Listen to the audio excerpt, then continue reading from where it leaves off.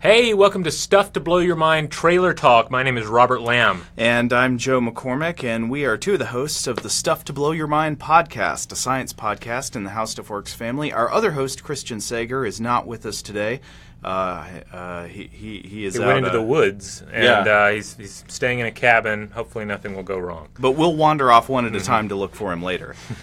So this is not the Stuff to Blow Your Mind podcast. This is Stuff to Blow Your Mind Trailer Talk, where we come on to Facebook Live to talk about some movies related to recent episodes, usually, except this week, we just wanted to talk about Sasquatch movies. We don't have an episode about Sasquatches. Maybe we will in the future. Yeah. But I don't know what the science angle is there. Maybe there's something to talk about. Well, I will say real quick, the episodes from this week that are available have to do with Cleodynamics and Greek fire.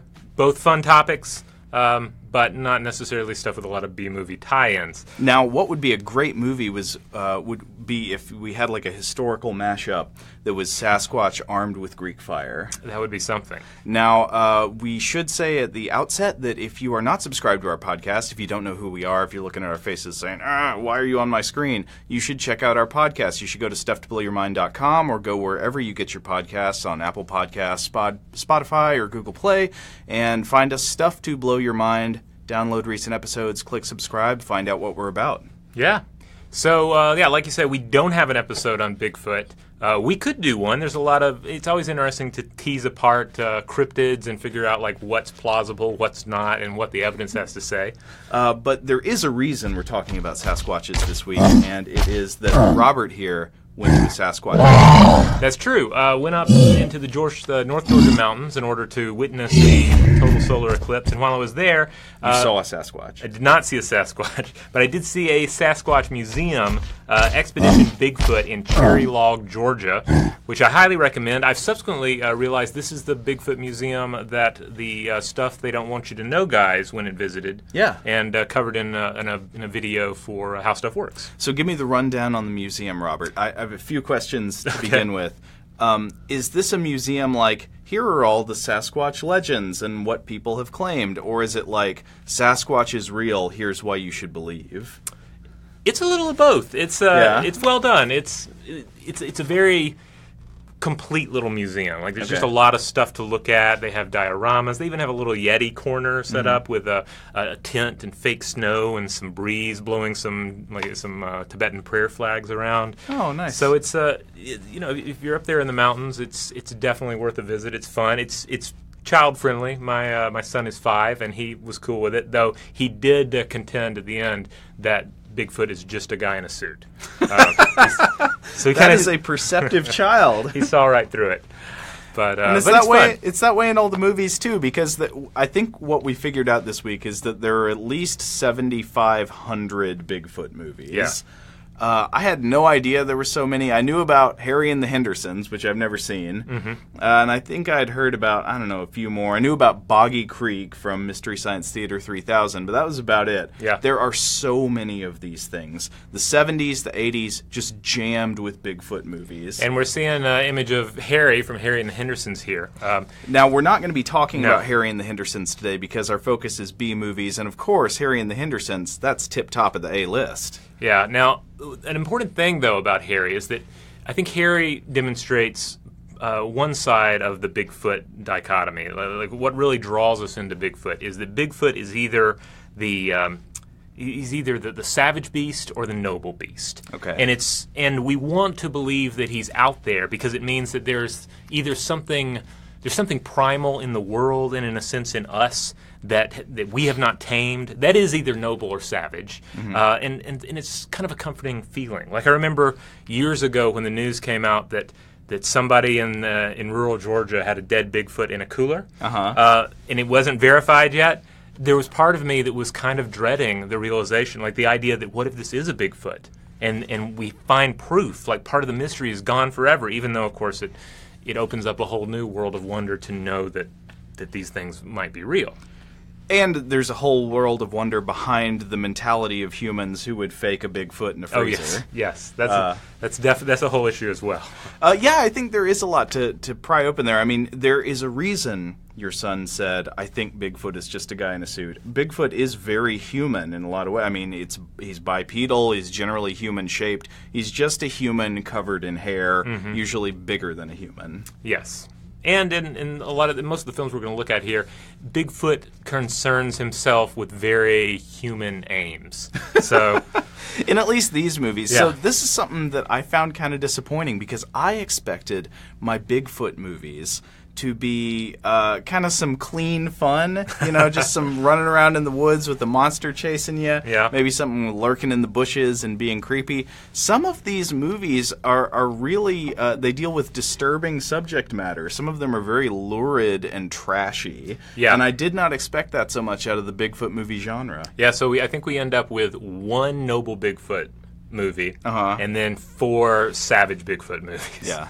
And really, I have to admit, the savage ones are kind of the most fun. One of these movies we're going to talk about is essentially a Friday the 13th movie, but with a Bigfoot instead of Jason. Oh, yes. Oh, hey. Total slasher. And I just remembered to say, you should leave a comment if you've got a question about anything we're talking about today, or if you want to let us know what your favorite Bigfoot movie is, or if you think you've seen a Bigfoot, or anything like that. Hit us out in the comments. Our friend Sherry here will be writing down comments for us, so we will try to answer them in real time. Yeah. All right, so should we do it? Should we hit up our first Bigfoot pick here? I guess maybe it's time. Yeah. We're going to go back to 1970 for this one. Now, is this the first real Bigfoot movie? I didn't see any earlier than this, though there might be some. This one seems to be one of, if not the first Bigfoot movies. This one really, got its foot in there. Got right foot in the door. Big hairy foot in the door. So I watched this whole movie. Robert, I think you just peeked around at it a little bit. What did you see? Well, I saw bikini babes, bikers. Bigfoot's carrying bikini babes, and of course the legendary John Carradine, right, in an oversized suit, acting just violently with his face, like he does. Oh, he's just an old man. He plays a guy named Hawks in this, and he's this old traveling salesman who's just trying to make a buck. And he's driving around with his friend. I think his friend's name is Elmer. And I won't spoil all the plot. We'll get to that in a minute. But as soon as we got to the credits, I realized why a cranky old John Carradine was in this movie. And it's because it was Anthony Cardoza that produced this movie. Okay. Does that name ring a bell for you? It's faintly familiar. If you're a fan of Mystery Science Theater 3000, it should ring a bell. How about Coleman Francis? Anthony Cardoza was a common collaborator of Coleman. He produced the Coleman Francis movies, Beast of Yucca Flats, The Skydivers, and Red Zone Cuba. Maybe the most boring movie ever shown on Mystery Science Theater. But if you've seen Red Zone Cuba, especially the MST version, it's great because it starts with John Carradine. He's this old man wandering around in a train yard, and then he sings this song about Night Train to Mundo Fine, and then he has nothing to do with the rest of the movie. But anyway, apparently Cardoza must have had some in with John Carradine. Maybe he owed him money, maybe he knew about some crime Carradine had committed, I don't know. I love the poster art for this one, though. This one really oversells what's going to happen. Well, which way am I pointing? Yeah, they're trying to make it King Kong. Yeah. You see, obviously, they're like, we could do a giant monster movie, but I think they didn't quite have the resources. This was directed by a guy named Robert F. Slatzer, who only has a couple of other credits to his name. One is a lady biker gang movie called The Hellcats. Okay. And the other one is a pro-Vietnam War propaganda movie called No Substitute for Victory, which is narrated by John Wayne. Oh, of and course. It's all about how you can't give in to the commies. But another weird thing about this movie, now you mentioned bikinis in it. Yes. Of course we know in the 1960s, American film had this weird, brief flirtation with the idea of the bikini movie, like the beach party movie.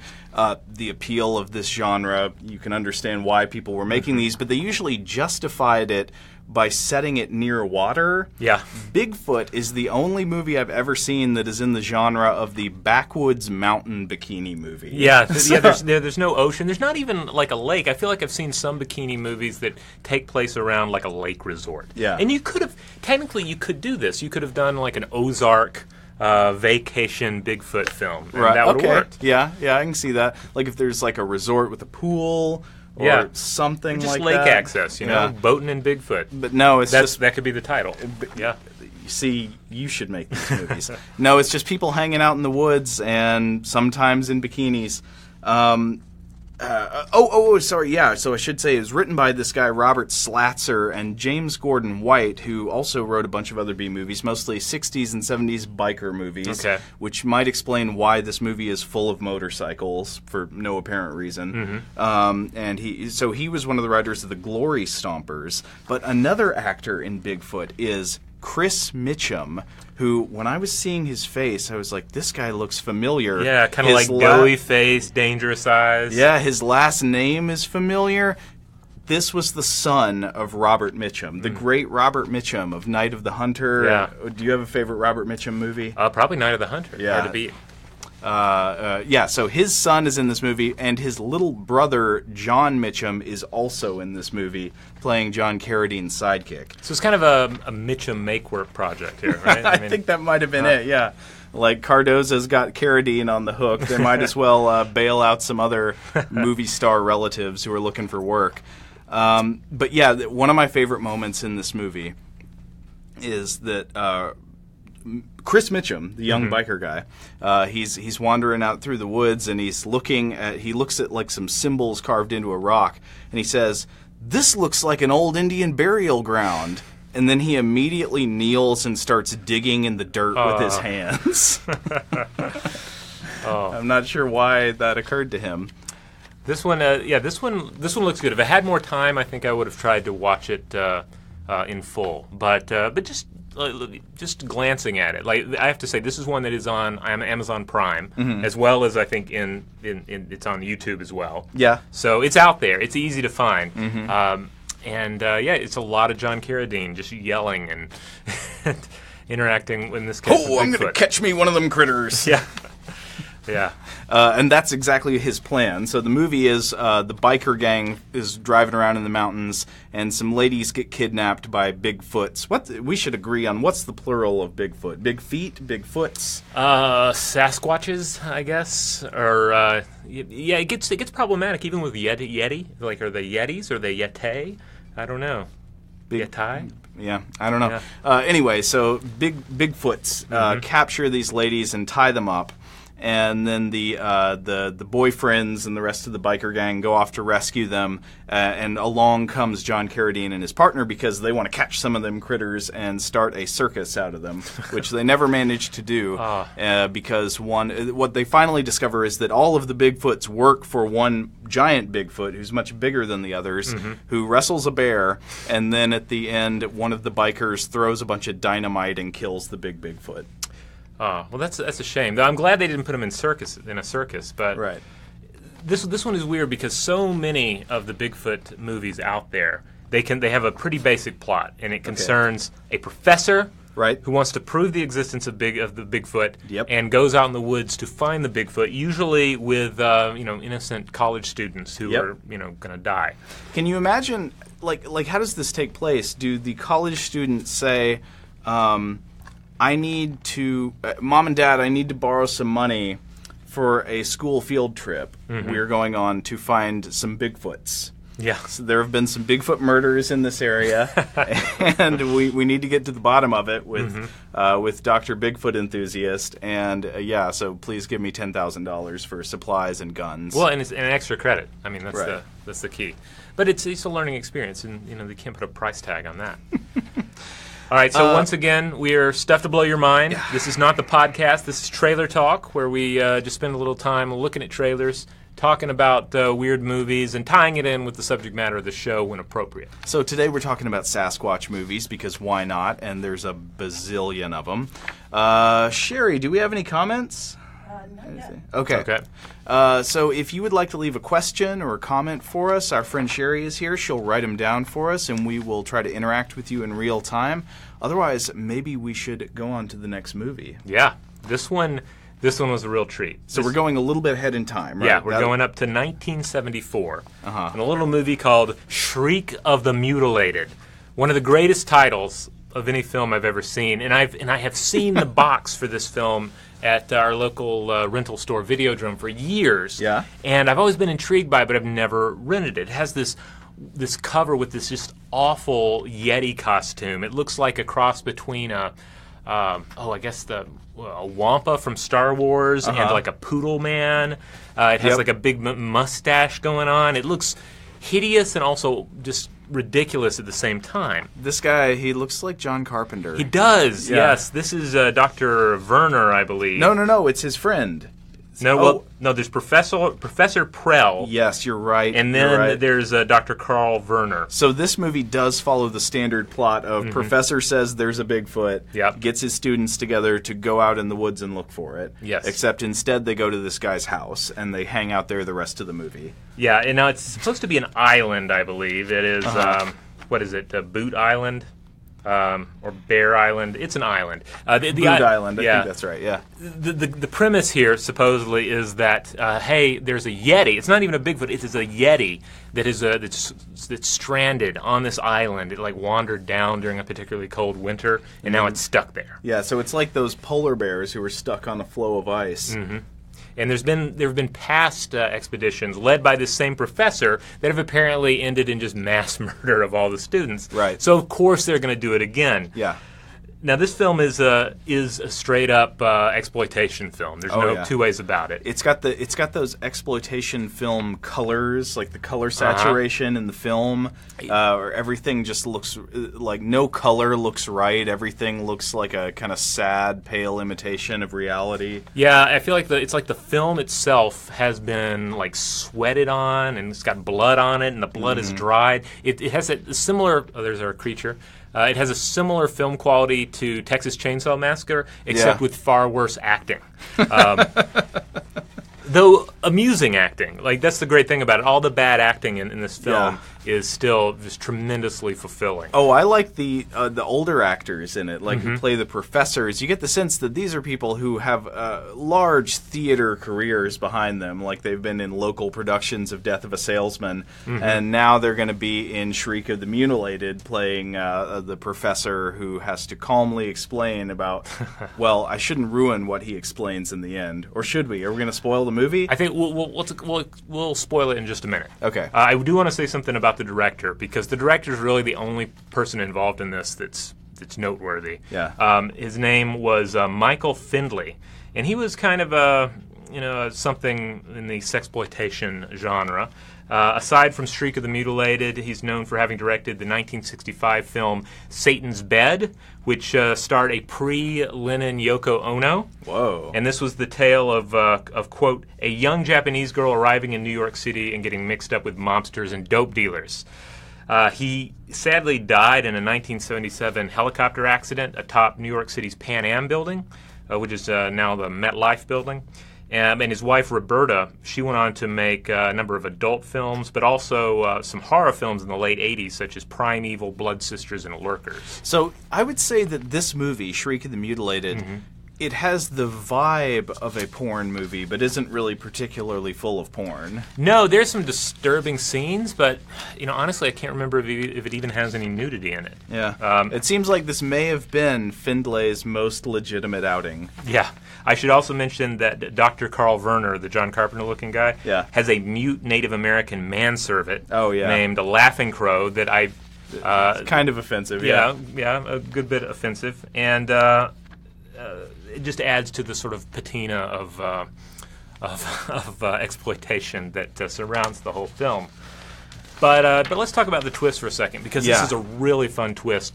Did you see it coming? I didn't. This is probably the worst movie that's ever swerved me, and it was a pretty satisfying swerve, because you follow all the normal beats in this film. Like, people are getting picked off by the Sasquatch is running wild, or it's the Yeti rather, and finally you have your last girl and your last boy. The last girl, she's isolated here by the Bigfoot. She's screaming her head off like your typical scream queen, and then she just passes out. And then we see the Yeti carrying her away, and then in the next scene, it's the Yeti costume, and we find out that it's been Dr. Werner in there, Yep. and he's the one carrying her, and he's like laughing maniacally, Right. and we find out that the professor and the doctor are cannibals, and they're a member of a secret society, A cannibal society. secret cannibal society, and that prizes above all things meat of a victim who has been scared to death, who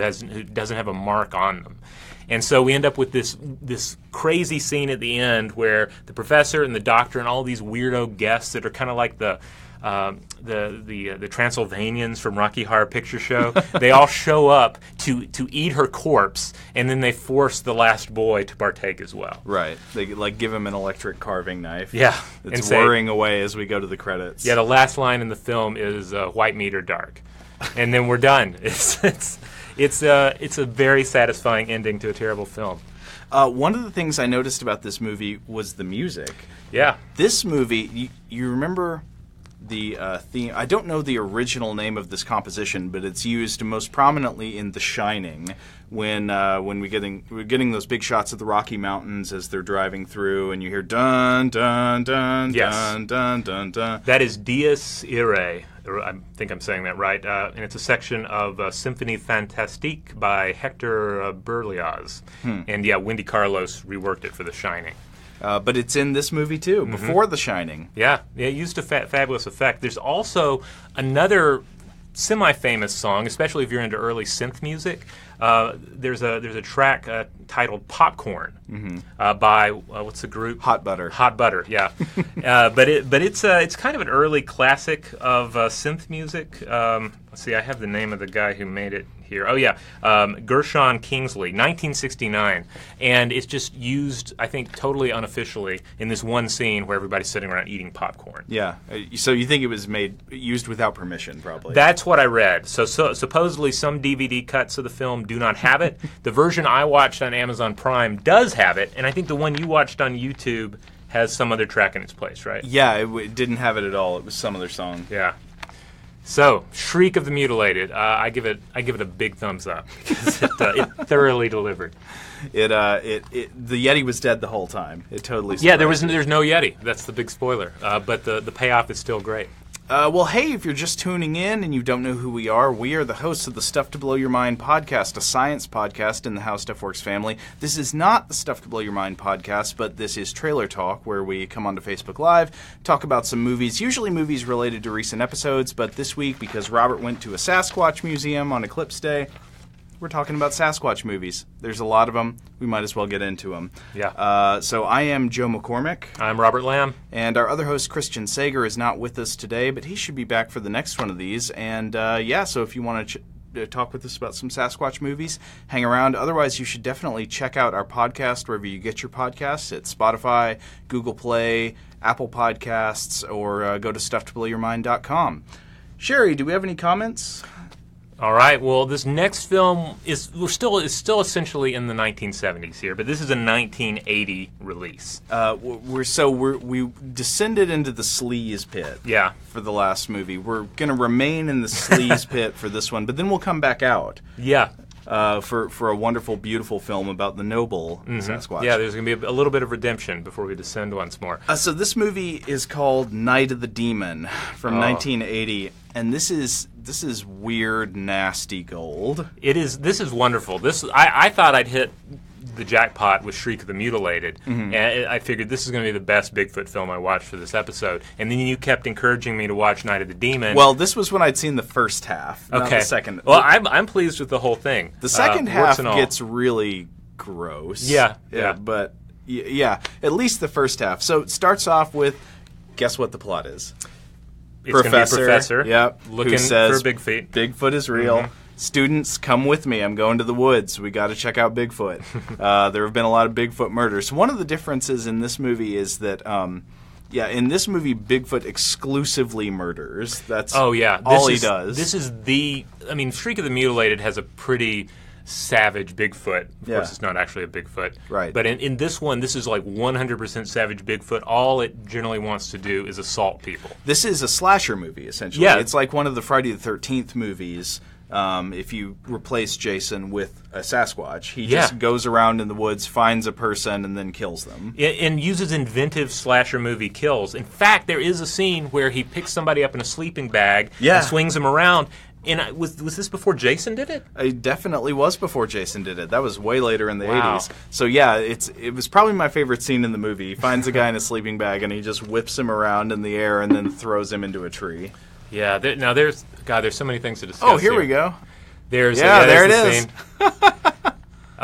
He kills somebody with an axe. You have Sasquatch tool use. This is exactly the kind of movie. Now, I bet you've seen old, nasty movies like this before where the gore effects are really terrible. Like, the Sasquatch will hit somebody with an axe, and then there will be a wound, and the wound just looks awful. It's obviously like a piece of rubber. It's a piece of rubber with some ketchup on it. And then this movie is like, let's let them get a real good look at that. So it'll give you like a 20-second close-up of those terrible wound effects. But it varies, Like, there's a scene where blood's splurting out of a limb, and it fills a Bigfoot footprint. Oh, that was kind of artistic. Yeah, I like that. But then there's a scene where it disembowels somebody, and that was messing with me a little bit. Now, granted, I had just eaten. Maybe that was part of it, but it was a little unsettling to watch. A lot of this movie is really gross. Like I say, I'm not fully recommending this one to people out there, though the first half has a lot of fun in it. But, so I was thinking about what are the film connections in this. Basically nothing. The writers and directors did not make anything else. I was shocked by this because, the director is James C. Wasson, and he did nothing else. But this is such a solid slasher film in so many respects. I felt like he had to have gone on to something, but no, just flash in the pan. Some of the cast were in some other things. For example, one of the main characters played by Michael Cutt, who was in some TV episodes, including Who's the Boss, and he was in the movie Volcano in the 1990s. Joy Allen was in it, and she was in some episodes of Are You Being Served and Archie Bunker's Place. Huh. Now, that's about the end of it. I did find that one of the guys on the music, Dennis McCarthy, he did a lot of TV work later on, and even worked on Star Trek Generations. Somebody says, is that where they got the idea for the Jack Link's commercials? I think this is. Have you seen these, Robert? Oh, these are Sasquatch commercials with Slim Jims. Beef jerky, yeah. So the standard setup is the ones I've seen at least. Somebody's in the woods. They've got beef jerky. And Sasquatch wants the beef jerky, and they try to deny it to him, and he wreaks havoc on their body to get it. So yeah, it's like the Jack Link's commercials are sort of Night of the Demon, but without the gore effects.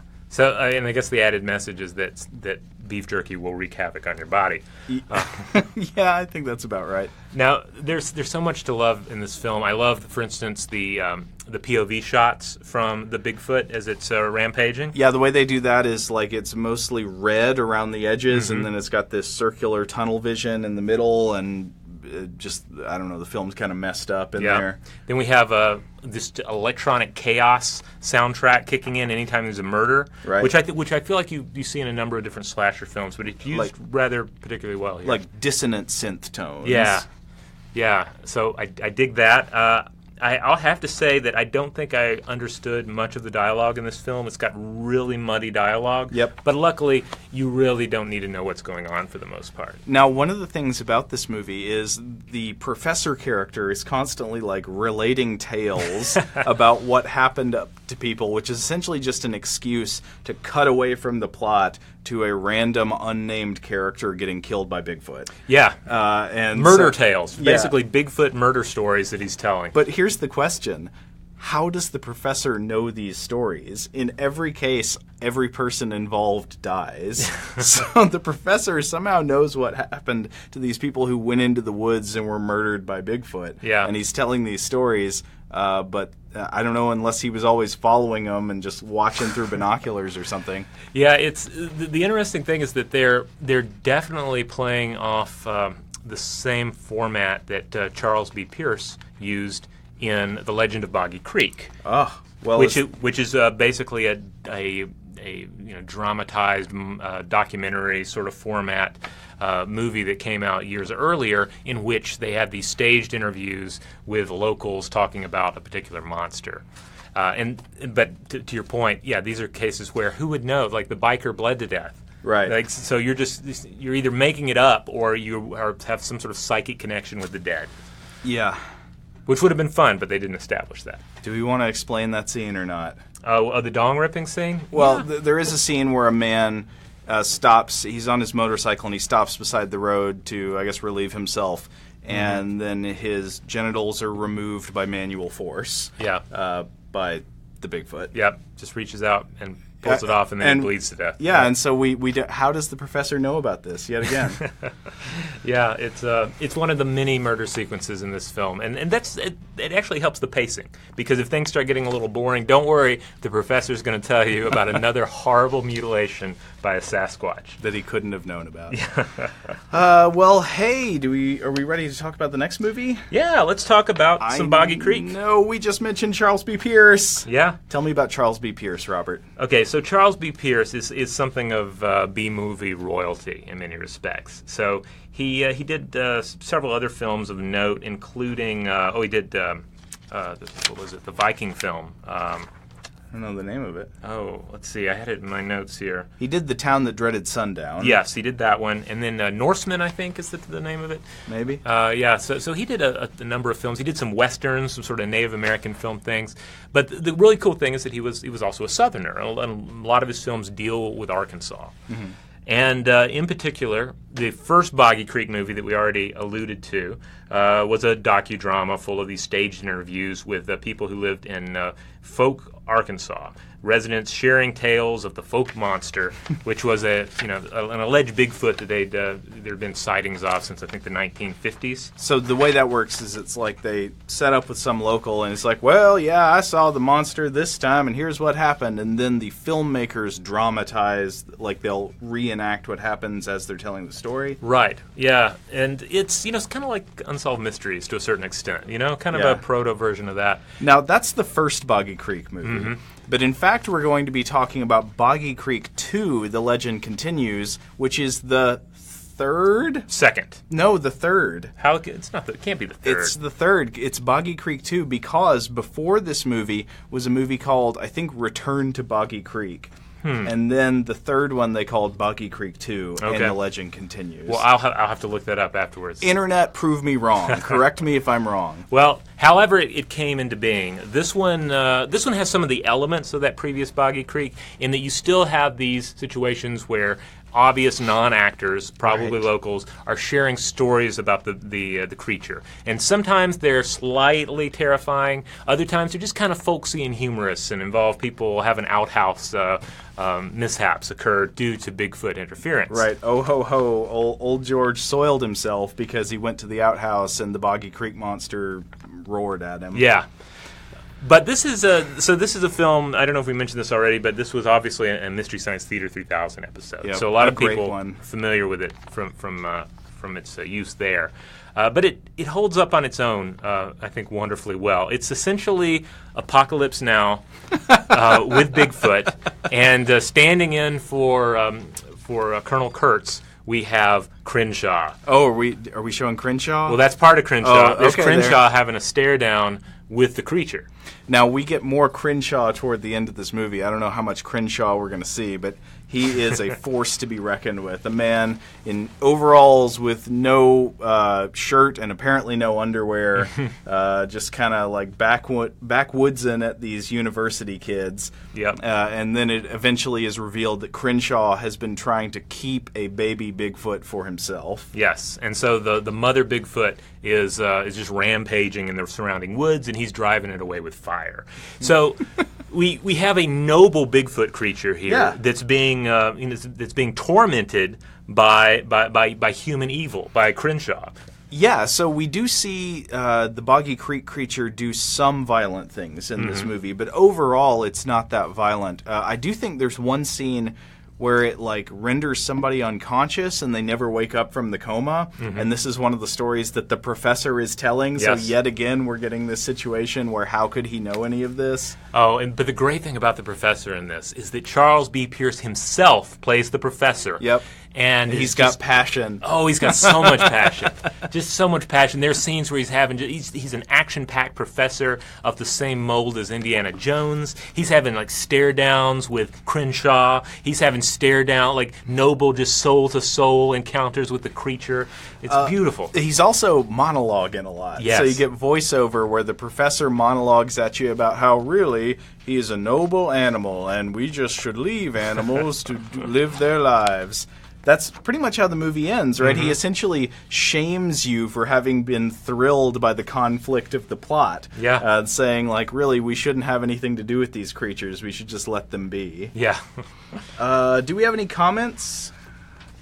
I believe we do. This is outside of it? Samantha says, top Bigfoot movie is Cry Wilderness. Yes, that one is on the new season of Mystery Science Theater 3000 on Netflix, and that one is really good. I wouldn't quite hold it up in the same territory as some of these, but it was tremendously fun. Now, I can't remember if we already mentioned this. We might have said this up top, but there are also Bigfoot movies that people say are good. I've heard Willow Creek is good. That's the Bobcat Goldthwait movie. Yeah, and I've heard some people like the movie Exists, which was made by the director of the Blair Witch Project. See, I'm afraid of things that sound like they might be found footage Bigfoot movies. I don't know. I think there are probably a lot of those. Yeah. We're not going to be talking about any today, though. Yeah. Thankfully. Wait, no. I think I didn't even mention the most interesting thing about Charles B. Pierce. What's that? In addition to making the Boggy Creek movies, he allegedly is the person who wrote the line for Dirty Harry, "Go ahead, make my day." Huh. Interesting. Now, I did see that he was one of the writers on Sudden Impact. Yeah. Like I think it's the 1983 one of the Dirty Harry movies. Yeah. But it's where Clint Eastwood says, "Go ahead, make my day." Huh. That was the Boggy Creek dude who came up with that. Oh, you can see it watching Boggy Creek because he has that kind of Dirty Harry mentality, or he wants to be able to exude that. Now, there is more than one Charles Pierce in Boggy Creek 2, and the legend continues, isn't there? Oh, yeah. Well, his son's in it. What's his name? Pierce the Younger? Charles B. Pierce? No, Chuck Pierce? No. Well, this is the interesting thing. Chuck Pierce Jr. Chuck Pierce Jr. Fun How Stuff Works trivia here. He has a horrible shirt allergy. Yeah, he's shirtless the whole time. But he's called. Yeah, it's worth noting though that the dad, Charles B. Pierce, it's Charles Bryant Pierce, Whoa. And apparently his nickname is Chuck Bryant. So this is who Chuck was named after. Of stuff you should know. Well, probably not. But still, it's interesting to think that there is another Chuck Bryant of note out there, or there was. Sadly, Charles B. Pierce passed away several years ago. Oh, yeah. Though I think he's very fondly remembered. Maybe less so than any of these other directors. Yeah, I think there's there's some sort of a film award in Arkansas for films made in Arkansas, and it's in his honor because he was certainly a force to be reckoned with. I mean, he obviously had love for that southwest region of Arkansas, the Texarkana region, I guess. Because that's also where he set The Town That Dreaded Sundown. That's right there on like the Texas-Arkansas border. I'm not necessarily recommending that movie. That's like a slasher movie. I just remember there's a part where the killer kills somebody by putting a knife on the end of a trombone and playing the trombone. Oh, man. So that it like stabs somebody. I'm surprised that the Bigfoot from Night of the Demon didn't use that technique. Yeah, it sounds He right got up his pretty alley. creative, yeah. Well, maybe we should go to our last movie, but just before we do that, we should remind you we are the hosts of the Stuff to Blow Your Mind podcast, a science podcast in the How Stuff Works family. I am Joe McCormick. I'm Robert Lamb. And this is not the Stuff to Blow Your Mind podcast. This is Trailer Talk, where we come onto Facebook Live and talk about movies related to recent episodes, except this week we don't have a Sasquatch episode. We just wanted to talk about Sasquatch movies because he went to a Sasquatch museum. That's right. So we have one more film to cover here, and by all means, we've not even dipped more than a pinky finger into the great barrel of cinematic treasure that is the Sasquatch genre. But I think we've done a pretty good job. Well, these are my 5 picks, but you out there, let us know what great Sasquatch movies are we missing out on, especially if they're Sasquatch B movies. Yeah. But hey, it's time to talk about Abominable. Now, this is a 2006 film, and this is the only one on the list that I, not only have I not seen it, I haven't even seen the trailer yet, so I'm going to be watching the trailer for the first time. Well, just tell me what you're feeling as you see these things. So here's the plot. A man is injured in a climbing accident, and his wife is killed in the same accident. And he's in a wheelchair because of his injuries.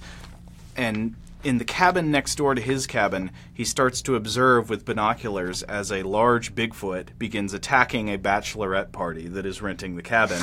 And I realized about halfway into the movie, does this plot sound familiar? I know what the elevator pitch is here. This is Rear Window with a Sasquatch. Oh, man. I wonder how many additional ideas they had on the list here that were all Hitchcock films with Sasquatch inserted into them. Right. It could North by Northwest with a Sasquatch. Yeah. It could work with a surprising number of them. Let's see.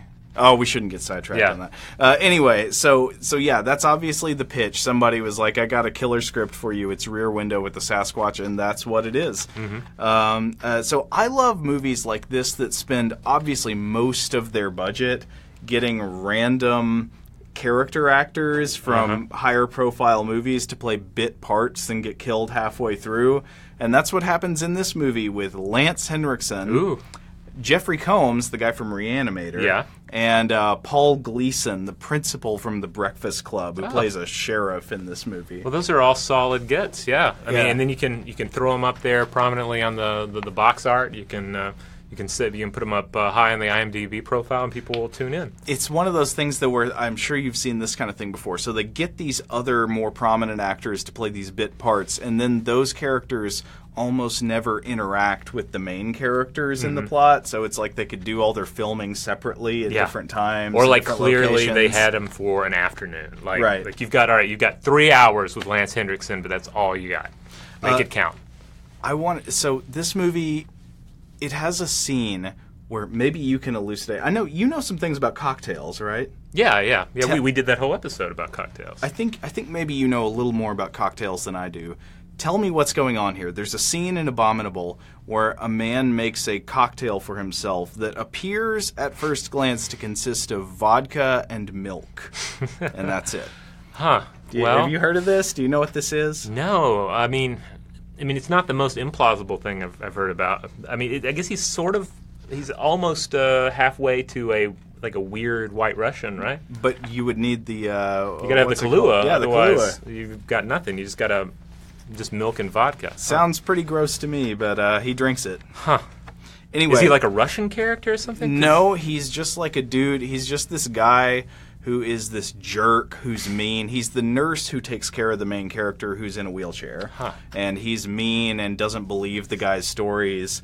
But then later he redeems himself because he comes at Sasquatch with an axe. Mm-hmm. And he says, like, hey, buddy, suck on this. And he, hits him with the axe. And then the Sasquatch bites his face off. He just full-on bites his face off. Do we have a gif of this? Hey, there we go. Oh, man. That is really good. That's a good-looking monster. Yeah.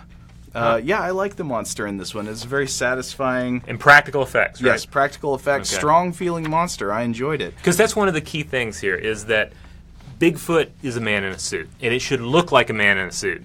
Even if you have even just great CGI for your Bigfoot, it's going to feel off, you know? Yeah. Like there's a scene in the third Mummy, the Tomb of the Dragon Emperor, where Yetis attack, and they're really good-looking CGI Yetis, but something feels wrong about it not being just actors in suits. Oh, here we go. Yeah. They just run around, and they're like friendly Yetis. Yeah. They show up and they're scary, but then they help the heroes. They're definitely noble beasts. Here they come. Yeah. Yep. But they're just running like humans. Do we have a comment coming in here? Mike says, Strange Wilderness is my fave. I don't know that one. What is it? This one, I think this is an Adam Sandler joint, and I think Steve Zahn is in it. That's about all I know about it. I think it's a comedy. Oh, okay. As long as we're just mentioning random Yetis and wild men, the Chinese wild man, the Yiren, pops up, of course, in Big Trouble in Little China. Which is yeah. also a wonderful practical effect. So that's So- an isolated beast man that I'm really that I really like. So the monster in Big Trouble in Little China is kind of, sort of a Sasquatch type thing. Yeah, it's supposed to be. My understanding is supposed to be based on the Chinese wild man, the Yuran, which is the Chinese version of the wild man myth. Because you have these wild man, beast man myths, in cultures around the world. So does pretty much every culture have a story about a bipedal, basically human-sized and human-shaped thing that lives out in the wilderness and is covered in hair? I think so. Yeah. It makes sense, right? Because so much of the mythology concerns the bestial nature of man and the primal nature of man, and the idea that you've moved away from it, but you're still ensnared with it.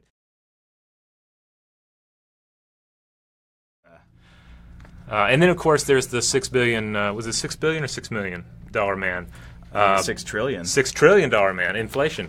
But there's an episode of this classic TV show where Andre the Giant played a cybernetic Bigfoot. Whoa. Yeah. So that's kind of a gem worth remembering as well. Like a robot Bigfoot. Yeah. He's Bigfoot, but he's a robot, and he's also Andre the Giant. It's That's like good. The Holy Trinity. That's solid. One more thing I wanted to say about Abominable. Yes. It was probably my favorite single thing about the movie is that Jeffrey Combs and his hunting buddies, who get killed like halfway into the movie, they abbreviate the name Sasquatch Squatch. Oh. Squatch. So it's like, oh, you don't believe in Squatch. Oh, they're just asking to get killed at that point. That's probably what provoked the creature to begin with. Yeah. I love that they're on such friendly terms with it, though. Squatch. Oh. So, hey, do you have a favorite Squatch movie? If so, let us know. Or if you have any questions, we're probably going to wrap up here in just a minute, but this is your last call for getting a comment in if you'd like us to address it. Yeah, I'd like to know what's your favorite noble Bigfoot? What's your favorite savage Bigfoot? Indeed, any quality Bigfoot movies out there that we should see, or Yeti movies, anything with a wild man. We'd love to hear your feedback on it. All right, well, we've got nothing now. If something pops up in the next second, we will give it a try. But yeah. I guess otherwise, hey, if you just tuned in at the end, you don't know who we are. We're like, who are these guys talking at us? We are the hosts of the Stuff to Blow Your Mind podcast, a science podcast in the How Stuff Works family. This is not the Stuff to Blow Your Mind podcast. This is Trailer Talk, where we come on usually to discuss movies related to episodes we've done this week. This week we don't have an episode about Sasquatches, sadly. We just wanted to talk about Sasquatches because he went to a Sasquatch museum. But hey, you should check out the episodes we did release this week, which is one on Greek fire, and then the other one was about, what, cycles of history? Yeah, Cleodynamics, this idea, the old adage, those who forget history are condemned to repeat it. It gets into this idea that can you look into the past, identify cycles and patterns, and then use that to forecast what's going to happen in this chaotic system we call human civilization. Cool. So you can look those episodes up wherever you get your podcasts, Spotify, Google Play, Apple Podcasts, or go to StuffToBlowYourMind.com. Wherever you go, don't just download, hit subscribe so we keep coming at you in the future and you always know what we're about. Yeah. But if we don't have any more comments, I guess we'll probably call it a day. Thank you for joining us for the Squatch inning. Yeah. You learned almost too late that man is a feeling creature. And because of it, the greatest in the universe. And he learned too late for himself that men have to find their own way to make their own mistakes. There can't be any gift of perfection from outside ourselves. And when men seek such perfection, they find only death, fire, loss, disillusionment, and the end of everything that's gone forward. Men have always sought an end through toil and misery. It can't be given, it has to be achieved. There is hope, but it has to come from inside, from man himself.